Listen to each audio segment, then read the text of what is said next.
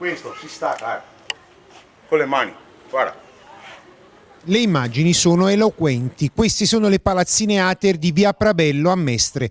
Umidità all'interno delle abitazioni, muffa, mura vecchie e calcinacci che cadono con il timore che possano finire in testa a qualcuno. La rivolta contro il caro Ater non riguarda solo gli aumenti dei canoni, ma anche le case dove vivono migliaia di veneti. La rivolta è esplosa un po' ovunque in regione e non solo per i rincari che hanno colpito la maggior parte degli inquilini, ma anche per le condizioni di vita all'interno degli alloggi dove ogni giorno chi ci vive è costretto ad affrontare 1000 problemi. Appartamenti chiusi, vetri rotti, non se ne cade un vetro giù. Palazzine ridotte molto male che avrebbero bisogno di manutenzione è la denuncia di chi abita all'interno di questi stabili diventati oramai fatiscenti. Questi sono 2 pezzi di cornicione cadute 2 settimane fa vicino a 2 bambini in via Monteprabello a Faro Veneto. I lavori dovevano farli quasi 2 anni fa perché mi avevano detto e mi hanno mostrato un documento che dovevano fare i lavori, però devono ancora venirli fare.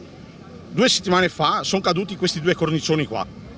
E ce ne sono ancora altri, anche in via Monteprabello ce ne sono ancora. Un ghetto sembrerebbe la parola giusta per definire le case di via Prabello e neanche dei ponteggi montati per ripristinare della guaina sul tetto, diventato un colabrodo, placa l'ira degli inquilini.